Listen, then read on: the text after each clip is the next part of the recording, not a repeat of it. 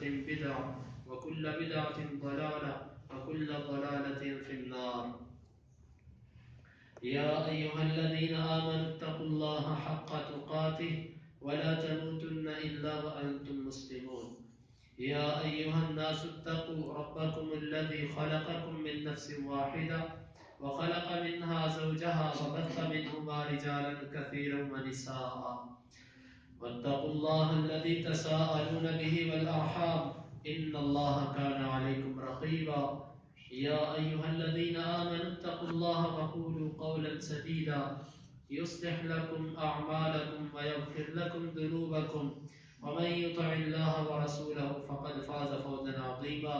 قال الله تبارك وتعالى في القرآن المجيد: أعوذ بالله السميع العليم من الشيطان الرجيم من همزه ونفخه ونفثه وإذ ابتلى إبراهيم ربه بكلمات فأتمهن قال إني جاعلك للناس إماما قال ومن ذريتي قال لا ينال عهد الظالمين. ابراہیم علیہ السلام کی سیرت سے کچھ حاصل ہونے والے پہلو، ان میں سے پہلا سبق یہ ہے آزمائش۔ آزمائش اللہ رب العزت اپنے نیک بندوں پر ڈالتے ہیں۔ آزمائش کے اندر اور آفت کے اندر، مصیبت کے اندر فرق ہوتا ہے۔ آزمائش وہ ہوتی ہے کہ جس کے آنے کے بعد بندہ اللہ رب العزت کے قریب ہو جائے، ایسی پریشانی جو ہمیں اللہ کے قریب کر دے، یہ اللہ کی طرف سے آزمائش ہے۔ اور ایسی مصیبت، ایسی پریشانی جو ہمیں اللہ سے بھی دور کر دے، اس کو آزمائش نہیں کہتے، اس کو آفت، مصیبت اور عذاب الہی کہا جاتا ہے۔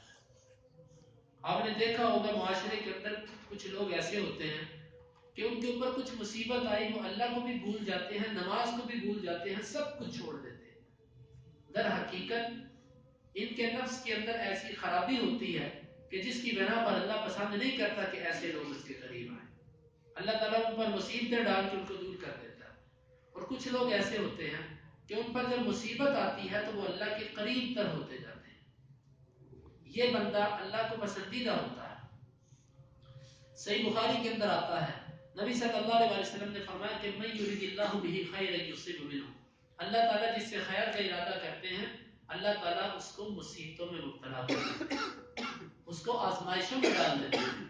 آزمائشوں سے نکل کر وہ بندہ پھر جس طرح کے سونا بھٹی کے اندر پگھلانے کے بعد اس کی میل کچیل دور ہوتی ہے، اس طرح جو اللہ کا نیک بندہ ہوتا ہے، اللہ رب العزت کی طرف سے آزمائشیں آتی ہیں اور وہ اس میں نکھر جاتا ہے۔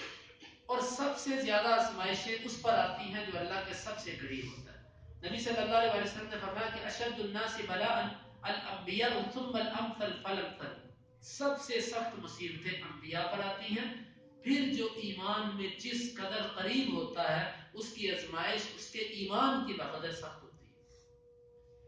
جس کا ایمان جتنا مضبوط ہوتا ہے اس پر آزمائش اتنی سخت آتی ہے۔ یہ میں بات اس لیے کر رہا ہوں کہ ہمارے اکثر بھائی پریشان ہو جاتے ہیں، کہتے ہیں جی سمجھ نہیں آ رہی، میں زکوٰۃ بھی دیتا ہوں مال کی، میں 5 وقت نماز بھی پڑھتا ہوں، دکان بھی میں بند کرتا ہوں نماز کے وقت، الحمدللہ میرے معاملات کوئی حرام کا کاروبار بھی نہیں ہے، میرے بیوی بچے بھی اللہ کی رحمت سے وہ اسلامی طریقے سے زندگی گزارتے ہیں، لیکن کچھ سمجھ نہیں آتی، مصیبتیں بڑی آتی ہیں، ایک ختم ہوتی ہے 2 اوپر آ جاتی ہیں۔ بھائیو اس سے پریشان نہیں، یہ مصیبتیں اگر وہ آپ کو اللہ کے قریب کر رہی ہیں تو اس میں آپ کے لیے خیر ہے، کیونکہ اللہ رب العزت بہتر سمجھتے ہیں کہ اس بندے کو میں کس حالت میں رکھوں گا تو یہ میرے قریب آئے۔ جس کو مثال کے طور پہ آپ کا بیٹا ہے، آپ کو اس سے ہمدردی ہے، محبت ہے، آپ کا بیٹا اگر کوئی ایسی چیز کا مطالبہ کر دے کہ جو چیز اس کے لیے نقصان دے، آپ بطور باپ شفقت اور محبت کی وجہ سے اس کو اس چیز سے محروم کر دیتے۔ بظاہر بچہ روتا بھی ہے، پریشان بھی ہوتا ہے، میرا ابو میری کوئی خواہش نہیں پوری کرتا، لیکن اس کی خواہش پوری نہ کرنے میں ایک محبت اور حکمت اور شفقت ہوتی ہے۔ اللہ رب العزت بعض دفعہ کسی بندے کو جو آزمائش میں ڈالتے ہیں اس میں حکمت یہ ہوتی ہے کہ اگر اس کو اس آزمائش میں نہ مبتلا کیا گیا یہ بڑی خرابی میں واقع ہو جائے، کسی موقع پر عین موقع پر کسی بندے کو کاروبار میں اتنا نقصان ہو گیا، اس میں اللہ کی حکمت ہوتی ہے کہ اس وقت اگر اس کو پیسے مل گئے تو یہ یقیناً کسی خرابی میں واقع ہو جائے گا۔ ایک مزدور ہے، اللہ تعالیٰ نے اس کو اتنی مزدوری دیتا ہے روز کی کہ جتنے سے اس کا پیٹ بھر سکے، بس جمع کچھ بھی نہیں ہوتا، اس کے لیے اتنے میں ہی خیر ہے، اس سے زیادہ اس کو مل جائے گا تو یہ سرکشی کرے گا۔ اللہ کو پتا ہے کہ اس کو کتنی مقدار میں دینا ہے۔ تو یہ آزمائشیں آنا یہ انبیاء پر آتی ہیں، اللہ کے نیک بندوں پر آتی ہیں، آزمائشوں سے کبھی انسان کو ہمت نہیں آتی اور اس پر اللہ کی ناشکری نہیں کرنی چاہیے۔ تاریخ کے اندر آزمائشوں کے ایسے ایسے واقعات ملتے ہیں کہ انسانی عقل دھنگ رہ جاتی ہے۔ سب سے پہلا سبق ہمیں یہ ملتا ہے کہ آزمائشیں آتی ہیں، اللہ کے نیک بندوں پر آزمائشیں آتی ہیں، اللہ والوں پر آزمائشیں آتی ہیں، جو دوسرے ہوتے ہیں ان پر تو اللہ کی عذاب اور آفت آتی ہے۔ یہ پہلا سبق ہے۔ دوسرا سبق کہ دعوت کا کام، خیر خواہی کا کام سب سے پہلے اپنے گھر سے شروع کرنا چاہیے۔ ابراہیم علیہ السلام نے سب سے پہلے دعوت اپنے ابا جان کو دی۔ اپنے گھر سے جب دعوت شروع ہوگی تو اس دعوت کے اندر اثر بھی ہوگا۔ ہمیں سب سے پہلے اصلاح اپنے بیوی بچوں کی کرنی ہے اور اس کے بعد بار مسجد مدرسہ اور گلی محلے کے بچوں کی۔ ہماری کیفیت یہ ہے، میں اپنی بات کرتا ہوں، میں کسی کی بات نہیں کرتا، میرے اپنے بھائی گھر میں سوئے ہوتے ہیں اور میں کیا کرتا ہوں، دوسروں کو آ کے میں طنز شروع کر دیتا ہوں، دوسروں پر میں تنقید شروع کر دیتا ہوں، یا اپنے بیوی بچوں کو میں بلا دیتا ہوں اور دوسروں پر میں انگلی اٹھانا شروع کر دیتا ہوں۔ بھائیو یہ خیر خیر نہیں ہوتی۔ انبیاء کا طریقہ یہ ہے کہ سب سے پہلے دعوت اپنے گھر سے، اپنے نفس سے اور پھر اپنے گھر سے، جس طرح کہ اللہ رب العزت نے نبی صلی اللہ علیہ وسلم پر جو وحی کی اس میں تھا وَأَنذِرْ عَشِيرَتَكَ الْأَقْرَبِينَ، آپ اپنے قریبی رشتہ داروں کو ڈرائیے۔ چنانچہ جب یہ آیت اتری، آپ صلی اللہ علیہ وسلم نے، بخاری کی روایت ہے، اپنے جو قریب قریب کے خاندان تھے سب کو اکٹھا کیا اور ان کو اللہ کا پیغام پہنچایا۔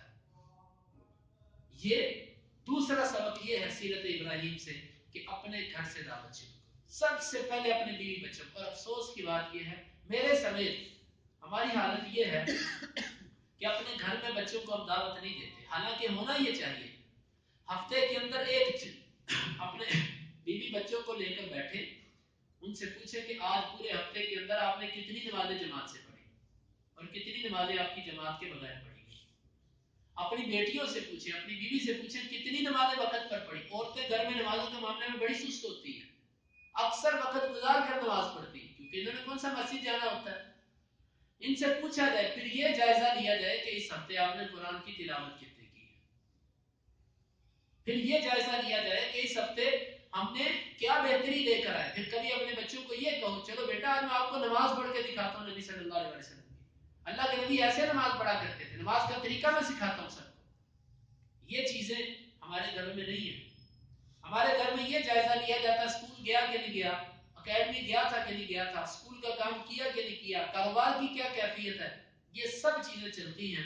ہفتے میں گھر میں کیا آیا، کیا پکا، کیا کھایا، یہ سب چلتا ہے، لیکن یہ ہمارے گھروں میں نہیں چلتا کہ بچوں کا ایمانی جائزہ لیا جائے، بچے کا ایمانی لیول چیک کیا جائے کہ وہ کس حد تک ہے۔ یہ بڑا ضروری ہے۔ اس دور میں یہ اولاد آپ کا سرمایہ ہے، یہ روپیہ پیسہ آپ کا سرمایہ نہیں ہے، یہ اولاد آپ کا سرمایہ ہے، اور اولاد کی تربیت کرنا اس دور میں سب سے بڑی کامیاب تجارت ہے۔ وہ بندہ سب سے کامیاب تاجر ہے کہ جو اپنی اولاد کی اچھی تربیت کر رہا ہے۔ تو دوسرا سبق یہ ہے کہ اپنے گھر سے دعوت شروع کرو، اور پھر تیسرا سبق کہ اس کے بعد اپنی قوم کو ایسے طریقے سے دعوت دینا کہ جس طریقے سے وہ انکار نہ کر سکے۔ آپ جاتے سال کسی کو یہ کہہ دو گے نا تو مشرک ہے، تو بدعتی ہے، تو فلاں ہے، آپ اگر فتوے بازی شروع کر دیں گے آپ کی دعوت کارگر نہیں ہوگی۔ ابراہیم علیہ السلام کا انداز دیکھیں، کس زبردست انداز سے ان کو دعوت دی۔ سمجھانے کا ایک انداز تھا، اچھا یہ تمہارا رب ہے، تم اس کی عبادت کرتے ہو، چلو ٹھیک ہے پھر یہ میرا بھی رب، لیکن جب ڈوب گیا یہ تو ڈوب گیا، یہ کیسا اللہ ہے جو ڈوب جائے؟ لا احب العابدین، میں تو ڈوبنے والوں سے محبت نہیں کرتا۔ ہر بندے کو دعوت دینے کا انداز مختلف ہوتا ہے۔ آپ ایک چھوٹے بچے کو اور ایک نوجوان لڑکے کو اور ایک بوڑھے بابے کو تینوں کو ایک طریقے سے دعوت نہیں دے سکتے. ایک پڑھے لکھے کو، ایک ان پڑھ کو، ان دونوں کو آپ ایک طریقے سے دعوت نہیں دے سکتے. ہر ایک کو دعوت دینے کا انداز، اس کا طریقہ یہ دوسرے سے مختلف ہوگا. یہ داعی کے اندر، دعوت دینے والے کے اندر یہ حکمت اور بصیرت ہونی چاہیے. اس کو اتنا علم ہونا چاہیے کہ میں نے کس کو کس طریقے سے دعوت دینی. اور سب سے بڑی بات، ہماری جو دعوت کمزور جا رہی ہے اس کی سب سے بڑی بات یہ ہے ہمارے اندر اخلاص کم ہے اور دوسرے کو چوٹ کرنے کی عادت زیادہ ہے. ہم درد سے بات نہیں کہتے، ہم دل کی بھڑاس نکالتے ہیں کہ تو فلاں ہے، تو فلاں ہے. حالانکہ دعوت اس وقت کامیاب ہوتی ہے جب دل کے درد سے آواز نکلے کہ یار میں اس کو بچاؤں، میں اس کا خیر خواہ بنوں. جب یہ دل میں جذبہ ہوتا ہے پھر بات اثر بھی کرتی ہے. دل سے جو نکلتی ہے وہ دل میں اترتی ہے، اور جو حلق سے اترتی ہے وہ کسی کے کانوں سے نیچے نہیں جاتی، پھر اس پر عمل بھی نہیں ہوتا. تو سب سے بڑی چیز کسی کے لیے درد رکھنا، جذبہ رکھنا کہ میں اس کو دعوت دوں، میری بات یا اللہ یہ جہنم کی آگ سے بچ جائے. ہماری کیفیت یہ ہے کہ ہم کسی بندے کو ایک دفعہ دعوت دیں، ہمیں تھوڑا سا تلخ لہجے میں بولے، ہم کہتے ہیں جا، میں تیرے باپ کا ملازم ہوں، میں نے تو تیرے فائدے کی بات کی، نہیں مانتا تو 100 مرتبہ نہ مان، میں تیرا محتاج ہوں. یہ طریقہ انبیاء کا نہیں تھا. آپ دیکھو ابراہیم علیہ السلام کو کہ کس طریقے سے منت سماجت کے ساتھ، یا آباتی یا آباتی، اے ابو جان، اے ابو جان، یا قومی، اے میری قوم. انداز تو دیکھیے، اپنی قوم کو دعوت دینے کا انداز، قوم کو دعوت دینا، اور دعوت دینے کا انداز ایسا ہونا چاہیے کہ جس کے اندر انتقامی جذبہ نہ ہو بلکہ خیر خواہی ہو کہ یہ بندہ کسی طرح بچ جائے. یہ دعوت اثر انداز ہوتی ہے. چوتھا سبق ابراہیم علیہ السلام کی سیرت سے جو ملتا ہے وہ یہ ہے کہ دعوت کے میدان میں صبر. اب اندازہ لگائیے کہ ابراہیم علیہ السلام کو اس کا باپ گھر سے نکال رہا ہے اور کہتا وَاحْجُرْنِي مَلِيًّا. اس کے دو معنی ہیں. ایک معنی یہ ہے کہ جا تو میرے سے غائب ہو جا میری آنکھوں سے، اور دوسرا معنی یہ ہے کہ مجھ سے اپنی ہڈیاں پسلیاں تڑوا نہ لینا، صحیح سلامت نکل جا میرے سے. باپ یہ کلمات استعمال کر رہا ہے اور ابراہیم علیہ السلام کیا کہتے ہیں؟ سوف استغفر لک، میں ان قریب تیرے لیے اپنے اللہ سے استغفار کروں. انہ کان بی حفیہ، وہ میرے ساتھ بڑی نرمی کرنے والا ہے، میں تیرے لیے استغفار کروں گا. قوم نے نکالا اس کے لیے بھی. پوری دعوت کے اندر کہیں نہیں ملتا کہ ابراہیم علیہ السلام نے کہیں گالی دے دی ہو غصے میں آ کے، یا ابراہیم علیہ السلام نے کہیں ہاتھ اٹھایا ہو کسی پر، یا ابراہیم علیہ السلام نے. انبیاء کے اندر اتنا صبر ہوتا ہے، اتنا صبر ہوتا ہے واللہ کہ کمال صبر ہے. ایسا صبر مخلوق کے اندر کسی میں نہیں ہوتا جتنا اللہ نے انبیاء کے اندر صبر رکھا ہو. اور یہ دعوت کا کام ہوتا بھی صبر سے ہے. اسی لیے تو اکثر انبیاء کو بکریاں چروائی گئی پہلے. کیوں؟ بکری جو ہے نا، بکری یہ بڑا نازک اور بڑا شرارتی جانور ہے. نازک بھی ہے، تھوڑا سا زور سے مارا ٹانگ ٹوٹ جائے گی، اور شرارتی بھی ہے، شرارتوں پر صبر بھی کرنا ہے. انسان کے اندر اس سے کہ صبر اور تحمل پیدا ہوتا ہے. تو یہ اللہ رب العزت انبیاء کے اندر یہ صبر پیدا کرتے ہیں تاکہ تم دعوت کے میدان کے اندر صبر کی وجہ سے ناکام نہ ہو. اور صبر کیسے پیدا ہوتا ہے؟ انما الصبر بالتصبر، صبر جو ہے یہ کوشش کرنے سے، محنت کرنے سے آتا ہے. ویسے صبر کوئی بازار سے نہیں ملتا کہ ہم خرید لیں کہ جی میں نے صبر خرید لیا. بعض لوگ ہوتے ہیں کہ اللہ تعالیٰ نے ان کو پیدا ہی حلیم الطبع کیا ہوتا ہے، ان کی طبیعت کے اندر بڑی بردباری اور دھیما پن ہوتا ہے. اور بعض بندے ہوتے ہیں ان کی پیدائشی طور پر مزاج میں تیزی ہوتی ہے، جو شیلا اور آتشی انداز ہوتا ہے ان کا. لیکن ایمان جب دل میں آتا ہے تو یہ انداز جو ہے وہ مدھم ہو جاتا ہے. کوشش یہ ہونی چاہیے کہ دعوت کے میدان کے اندر جتنا صبر ہو سکے وہ ہم کریں. ابراہیم علیہ السلام کی سیرت سے پانچواں سبق یہ بھی ملتا ہے اللہ کے لیے ہجرت کر جانا. اللہ کے لیے ہجرت کر جانا. ہجرت کب ہوتی ہے؟ ہجرت کا مطلب صرف یہ نہیں کہ کافروں کا ملک چھوڑ کے آپ کسی اسلامی ملک میں چلے جاؤ، بلکہ ہجرت کا مطلب یہ ہے ایسا ماحول، ایسی سوسائٹی، ایسا معاشرہ، ایسی صحبت کہ جس میں آپ کو برائی کی دعوت مل رہی ہے، آپ کے بچوں کی غلط تربیت. آپ کسی ایسے محلے میں رہتے ہیں جہاں پر آپ کے بچے کی تربیت غلط ہو رہی ہے. آپ نے اپنے بچوں کو ایسے اسکول میں داخل کیا، ایسی اکیڈمی میں داخل کیا کہ جہاں پر ماحول اچھا نہیں ہے. آپ کی دکان ایسی جگہ پر ہے، آپ کا گھر ایسی جگہ پر ہے، آپ اس جگہ کو چھوڑ کر مسجد کے قریب کسی اچھی جگہ پر چلے جائیں، یہ بھی ہجرت ہے، یہ بھی ہجرت ہے۔ ابراہیم علیہ السلام نے ہجرت کی اللہ کے لیے۔ ہجرت میں تکلیفیں آتی ہیں، لیکن اللہ رب العزت ہجرت کا صلہ دنیا میں بھی دیتے ہیں اور آخرت میں بھی دیتے ہیں۔ ہجرت کرنے کا سبب یہ ابراہیم علیہ السلام کی سیرت سے ہمیں ملتا ہے۔ اور پھر اسی طرح چھٹا سبق ابراہیم علیہ السلام کی سیرت سے یہ مہمان نوازی۔ ابراہیم علیہ السلام کو ابو الضیفان کہا جاتا ہے، تاریخ میں جو ان کا نام ملتا ہے مہمان نوازی والا، بہت مہمان نواز تھے۔ مہمان نوازی کا یہ عالم تھا کہ آپ اندازہ لگائیے، مہمان آئے ہیں، ان سے نہیں پوچھا کہ تم کیا کھاؤ گے کیا نہیں کھاؤ گے، کچھ کھاتے ہو کہ نہیں کھاتے، اٹھے جا کر ایک موٹا تازہ بچڑا ذبح کیا اور اس کو بھون کر لے آئے اور مہمانوں کے آگے رکھ دیا اور ان سے کہا کھاؤ۔ یہاں سے مہمان نوازی کا طریقہ بھی معلوم ہوتا ہے کہ مہمان کے آگے رکھنا نہیں بلکہ اس کو ڈال ڈال کر دینا، نہیں جی کھائیں آپ۔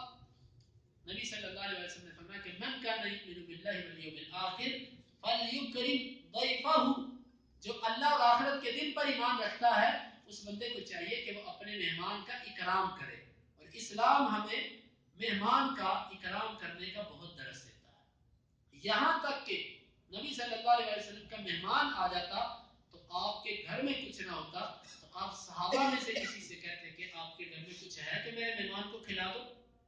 یعنی کہ دوسرے لفظوں میں یوں سمجھ لیجئے کہ مہمان کے لیے کسی سے مانگنا بھی جائز ہے، مہمان کے لیے قرض اٹھانا بھی جائز ہے کہ جتنا کہ اپنے مہمان کی مہمان نوازی کر سکو آپ۔ تو یہ مہمان نوازی کا ادب بھی ابراہیم علیہ السلام سے ملا۔ انہی کے بارے میں آتا ہے کہ صدقہ خیرات بہت زیادہ کیا کرتے تھے، دودھ بانٹ دیا کرتے تھے، بہت ساری بکریاں تھیں ان کا دودھ بانٹ دیا کرتے تھے۔ آج شام کے اندر جو علاقہ ہے حلب، اس کو حلب اسی لیے کہا جاتا ہے، تاریخ کے مطابق اس کا یہ نام اسی لیے پڑا کہ یہاں پر ابراہیم علیہ السلام کی بکریاں تھیں، حلیب کہتے ہیں دودھ کو، تو ابراہیم علیہ السلام اس میں یہاں پر دودھ بانٹا کرتے تھے، تو حلب کرتے فقراء غربا یہاں پر آ کر دودھ لے کر جایا کرتے تھے، اس وقت سے اس کا نام یہ پڑا ہوا۔ تو یہ مہمان نوازی کے آداب بھی ابراہیم علیہ السلام کی سیرت سے ملتے ہیں۔ اور ایک سبق یہ بھی ملتا ہے کہ باطل لوگوں کے ساتھ مہذب طریقے سے مناظرہ کرنا۔ مناظرہ بری چیز نہیں ہے، لیکن مجادلہ اور مقابلہ یہ بری چیز ہے۔ مجادلہ اور مقابلہ کیا ہوتا ہے؟ کسی سے محض لڑائی کرنا یا اپنے آپ کو بڑا ثابت کرنے کے لیے کسی سے گفتگو کرنا، یہ مقابلہ ہوتا ہے۔ آج کے دور میں مناظرے نہیں ہوتے، آج کے دور میں مجادلے ہیں اور مقابلے ہیں۔ میں نے اس کو چپ کروا دیا، میں اس سے بڑا ہوں، میرے پاس علم زیادہ ہے۔ لڑائی جھگڑے اور فخر اور تکبر یہ ہے۔ حقیقی جو مناظرہ ہے، مناظرے کا مقصد یہ ہوتا ہے کہ دو علماء بیٹھیں، آپس کے اندر اچھے طریقے سے ایک دوسرے کو اپنی گفتگو سنائیں اور ایک دوسرے کی بات پر سوچ و بچار کریں، یہ ہوتا ہے مناظرہ۔ اور پہلے جب مناظرے ہوتے تھے تو ان کے نتائج نکلتے تھے، اب تو مناظرہ اس چیز کا نام نہیں ہے۔ اب تو دوسرے لفظوں میں یوں سمجھو کہ کسی کو آپ نے اس کا منہ بند کر دیا سخت باتیں کر کے، کسی کو بے عزت کرنا، کسی کو ذلیل کرنا، اسی کا نام مناظرہ۔ عوام کہتی ہے واہ، اس نے تو اس کو بولنے نہیں دیا، اس نے تو بڑی بات پہ بات کی اس کے ساتھ۔ حالانکہ یہ مناظرہ نہیں ہوتا۔ مناظرہ کرنا انبیاء کا طریقہ ہے، مناظرہ بری چیز نہیں ہے۔ ابراہیم علیہ السلام نے مناظرہ کیا، لیکن مناظرہ اسی طریقے سے ہونا چاہیے کہ جس طریقے سے انبیاء نے کیا۔ اور پھر ایک یہ بھی بات معلوم ہوئی کہ جب کوئی جاہل آدمی آپ کی کسی صحیح بات کو الٹے انداز سے پیش کر دے تو آپ کو چاہیے اس انداز کو چھوڑ کر ایک اور انداز سے اس کو پکڑنا۔ ابراہیم علیہ السلام نے نمرود سے کہا کہ ان اللہ، میرا رب جو ہے یحیی و یمیت، وہ زندہ بھی کرتا اور مارتا بھی ہے۔ وہ کہنے لگا یہ کام تو میں بھی کر دیتا ہوں، یہ کام تو میں بھی کر لیتا ہوں، ایک قیدی کو میں آزاد کر دیتا ہوں اور ایک آزاد بندے کو پکڑ کے میں موت دے دیتا ہوں، یہ کام تو میں نے بھی کر دیا۔ جس کی موت لکھی تھی اس کو میں نے چھوڑ دیا، جو آزاد تھا اس کو میں نے موت دے دی، زندگی موت تو میرے ہاتھ میں بھی ہے۔ ابراہیم علیہ السلام نے یہ نہیں کہا نہیں میری بات کا یہ مقصد نہیں ہے، میری بات کی یہ مراد نہیں ہے، لمبے چکروں میں نہیں پڑے میں، اچھا ان اللہ یأتی بالشمس من المشرق فأت بها من المغرب، چل ٹھیک ہے، میرا اللہ تعالیٰ سورج مشرق سے لے کر آتا ہے، تو مغرب سے لے، تو مغرب سے نکال کے دکھا دے، میں تجھے مان جاؤں۔ ابو ہی تلنی کا کافر لاجواب ہو گئے. کبھی کسی سے گفتگو ہو جائے اور اگر کوئی نہ مانے تو اس کا یہ مطلب نہیں ہے کہ آپ ایک ہی چیز کو پکڑ کے اس کے پیچھے لڑتے رہو اس کے ساتھ. نہیں بھائی، نہیں ماننا نہ مانو، آپ خود ذمہ دار ہو اس کے. دوسرے انداز سے اس کو سمجھا لو، تیسرے انداز سے اس کو سمجھا لو، یہ ہے طریقہ. اور پھر ابراہیم علیہ ایک سبق ہمیں یہ بھی ملا کہ اللہ کی خاطر اپنے میاں بیوی تک کو، اپنی بیوی اور بچوں تک کو قربان کر دینے کا سبق ابراہیم علیہ السلام کی سیرت سے ملتا ہے. اللہ تعالیٰ کا حکم تھا اپنے بیٹے کو ذبح کرنے کے لیے چل پڑے. ذرا سوچو، تھوڑا سا دل میں خیال لے کر آؤ، آپ سب کے بچے ہیں، ہم اپنے بیٹے کے لیے ایسا کرنے کو تیار ہیں؟ ہم میں سے کوئی ایسا بندہ ہے کہ اللہ تعالیٰ کے حکم پر ایسا کرے؟ انبیاء ایسے ہوتے ہیں کہ اللہ کے حکموں کے مقابلے میں ان کو دنیا کی کوئی چیز عزیز نہیں ہوتی. اولاد سے محبت ہونی چاہیے، اس سے اللہ اسلام منع نہیں کرتا. نبی صلی اللہ علیہ وسلم اپنی بچوں سے بڑی محبت کرتے تھے. فاطمہ رضی اللہ عنہ تشریف لاتی تو آپ کھڑے ہو جاتے، ان سے محبت کرتے، ماتھے پر بوسہ دیتے. شفقت اور محبت کی بنا پر اپنے بچوں سے پیار ہونا چاہیے. حسن و حسین کے بارے میں آتا ہے، آپ بعض دفعہ خطبہ دیتے تو وہ آ جاتے تو آپ اتر کر ان کو اٹھا لیتے. اور بعض دفعہ آپ نماز پڑھتے ہوتے، وہ سجدے کی حالت میں ہوتے اور وہ اوپر آ کر بیٹھ جاتے، آپ سجدہ لمبا کر دیتے کہ چلو میں اس کی سواری بناؤں. کیسی محبت تھی! یہ محبت ہونی چاہیے. بلکہ ایک صحابی نبی صلی اللہ علیہ وسلم بوسہ دے رہے تھے تو ایک صحابی جو ذرا دیہاتی علاقے کے تھے، انہوں نے دیکھا تو اللہ کے نبی کو دیکھ کے کہنے لگے آپ اس کو بوسہ دے رہے ہو اپنے بچوں کو؟ میرے 10 بچے ہیں، میں نے کبھی کسی کو بوسہ نہیں دیا. نبی صلی اللہ علیہ وسلم نے فرمایا کہ یہ اللہ نے تیرے دل میں اگر رحم نہیں رکھا تو اس میں کیا کروں. اولاد سے محبت، یہ ایک اللہ تعالیٰ نے دل میں نرم ایک شفقت رکھی ہے. اولاد سے محبت ہونی چاہیے، بیوی سے محبت ہونی چاہیے، مال سے محبت ہونی چاہیے، لیکن یہ محبت اللہ اس کے رسول پر غالب نہیں ہونی چاہیے. ایسا نہ ہو کہ اللہ اس کے رسول کی بات ایک ہو اور بچوں کی بات ایک ہو. آپ بچوں کے پیچھے لگ کر اللہ اس کے رسول کو ناراض کریں، ایسا نہیں ہونا چاہیے. یہ سبق ابراہیم علیہ السلام کی سیرت دیتی ہے. کون ہے جو اپنی جوان بیوی کو جنگل میں چھوڑے گا؟ کون ہے جو اپنے بچے کے گلے پر چھری چلانے کے لیے تیار ہو جائے؟ کون ہے؟ پھر کون ہے جو آئے اپنے بیٹے کو ملنے کے لیے لیکن اللہ کی طرف سے حکم ہو کہ نہیں ٹھہرنا، بغیر بیٹے کو ملے وہیں سے الٹے پاؤں واپس چلا جائے؟ کون ہے ہم میں سے؟ اپنی خواہش کو دبانا، اس کو کنٹرول کرنے کا سبق ہمیں ابراہیم علیہ السلام کی سیرت سے ملتا ہے. کہ یہ ابراہیم علیہ السلام کی سیرت ہے کہ وہ اللہ کی خاطر، اللہ کے حکموں کے لیے انہوں نے ہر چیز کو قربان کیا. اور پھر لوگوں کے لیے خیر خواہی بھی ابراہیم علیہ السلام سے معلوم ہوئی کہ جس وقت فرشتے لوط علیہ السلام کی قوم پر عذاب لے کر آئے تو قرآن کیا کہتا ہے؟ یجادلنا، ابراہیم علیہ السلام ہم سے جھگڑنے لگ پڑے، ہم سے تکرار اور اصرار کرنے لگ پڑے کہ کیوں تم ان کو ہلاک کر دے. لوگوں کے لیے خیر خواہی ہونی چاہیے. ہمارے نبی صلی اللہ علیہ وسلم کو بھی دیکھو کہ جب آپ کو طائف کے میدان میں پتھروں سے لہو لہان کیا گیا تو آپ کے پاس اللہ کے عذاب والا فرشتہ آیا. اس سے کہا اے پیارے پیغمبر، آپ مجھے حکم دیجئے میں ان دو پہاڑوں کو آپس میں ملا کر ان کو پیس کے رکھ دوں. آپ نے فرمایا کہ نہیں، شاید کہ ان کی نسل میں سے کوئی مسلمان ہو. اور حقیقت یہ ہے کہ انبیاء کا یہ جو مزاج ہے یہی ان کی کامیابی کا راز ہے. یہی ان کی جہاں پر آپ کو انکار ہو وہاں پر ہی آپ کو اقرار بھی ملے گا، لیکن کچھ وقت لگتا ہے. تو یہ لوگوں کے لیے خیر خواہی. ہمارے نبی صلی اللہ علیہ وسلم کی سیرت انشاءاللہ جب آئے گی آپ سنیں گے کہ آپ نے کتنے کتنے قاتلوں کو معاف کیا، کتنے کتنے ظالموں کو آپ نے معاف کیا صرف اللہ کی خاطر. بہرحال یہ معاملات اس وقت ہوتے ہیں جب کسی کی نظر میں اللہ کی ذات بڑی ہو جائے اور مخلوق چھوٹی ہو جائے، پھر آسان ہو جاتا ہے. لیکن اگر کسی کی نظر میں مخلوق بڑی ہو اور اللہ کی ذات بڑی نہ ہو پھر وہ چھوٹی چھوٹی بات پہ لڑتا ہے، پھر اس کے اندر برداشت نہیں ہوتی.